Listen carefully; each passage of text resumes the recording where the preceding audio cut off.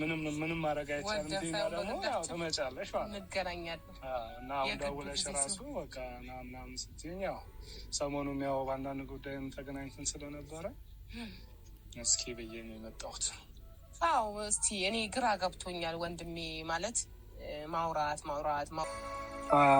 እሺ ያው ማለት ተጨንቀሽም ስለሆነ ነው ትዝም ያላለሽ። ሰላም ቤተሰብ እንዴት ናችሁ? እኔ በጣም ደህና ነኝ። እናንተ ሁሉ ሰላም? እግዚአብሔር ይመስገን ደህና ነኝ። ረመዳንና እንግዲያው ጾም ላይ በየጾም ላይ ነው ያለ ነው። ሁላችሁንም እንኳን አደረሳችሁ እላለሁኝ።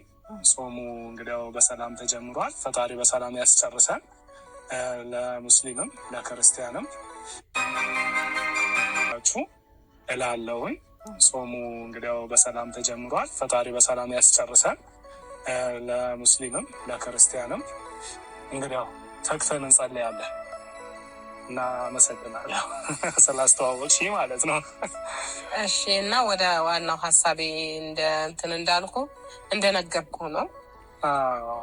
ያንተ ማለት አሁን ወደ ሚዲያው ካልመጣህ አይቀር ተጋግዘን ነገሮችን ወይ ይቋጭ ወይ ይለይልን። እኛ ግራ ገባን። ሚስት ስንል ባል ስንል ሚስት ግራ ገባን እና እሱ ይሄ ነገር አብቅቷል አለ። ግን አይተኸዋል በቀደም ለታ ከልቡ አይደለም ትናንትና ሲናገር የነበረው ከልቡ አይደለም።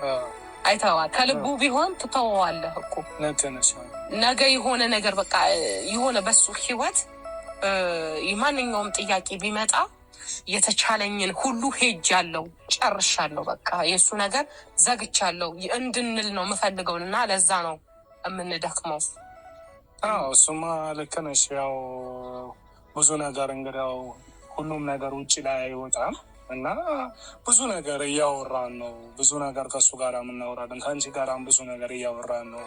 ያው አንዳንድ ነገሮች ደግሞ የሆነ ውስጥ የምትይዥው ነገር ይዘሽ እና ደግሞ እናንተ ደግሞ ከኛ ከውስጥ ቤተሰብ ባለፈ ሌላ ቤተሰብ አላችሁ። እነዛ ደግሞ የእናንተን ሁሉ ነገር ይጠብቃሉ፣ የእናንተን ማደግ ይጠብቃሉ፣ የእናንተን ለውጥ ይጠብቃሉ፣ የእናንተ ሰላም መሆን ስለሚጠብቁ ለእነሱ ምላሽ ለመስጠት ነው ይህንን ሁሉ የምንደክመው።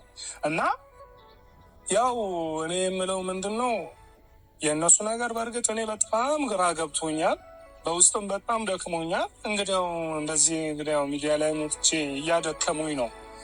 ገብቶሻል አይደለ? እና ብዙ ነገር ማድረግ ብንችል ምንም ነገር አድርገን አብሯት ሆኖ አሁን እንደዚህ ነው ብል እኔ በፍጹም ይሄ አያሳመነኝም። ሲጀመር ግን ሲመስለኝ የሆነ ማለት ያው መጀመሪያ እንግዲያው የተጎዳበት ነገር ይኖራል አለ። እኔም ያልኩት የተጎዳበት ነገር ስላለ ነው።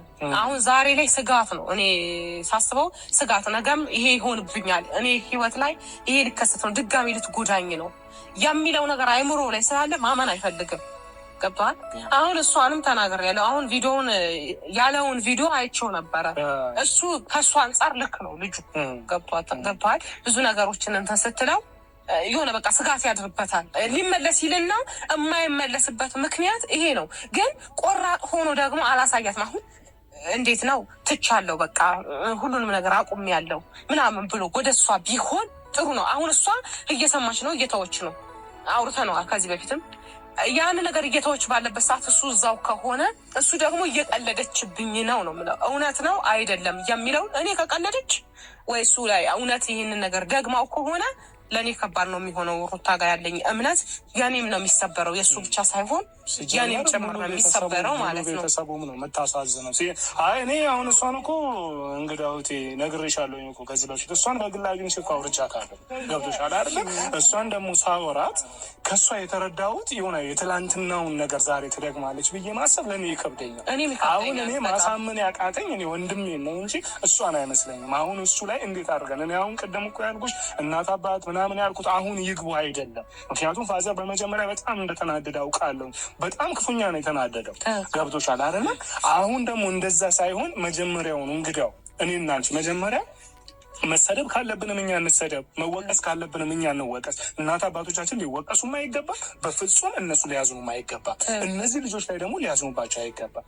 ስለዛ እኔና አንቺ መጀመሪያ ያለውን ሁኔታ እኔ አሁን የጠየኩሽ ለዛ ነው። በቃ ምንድን ነው ማለት ውስጣቸው ምናልባት እኔ ያላወቅኩት ነገር አለ።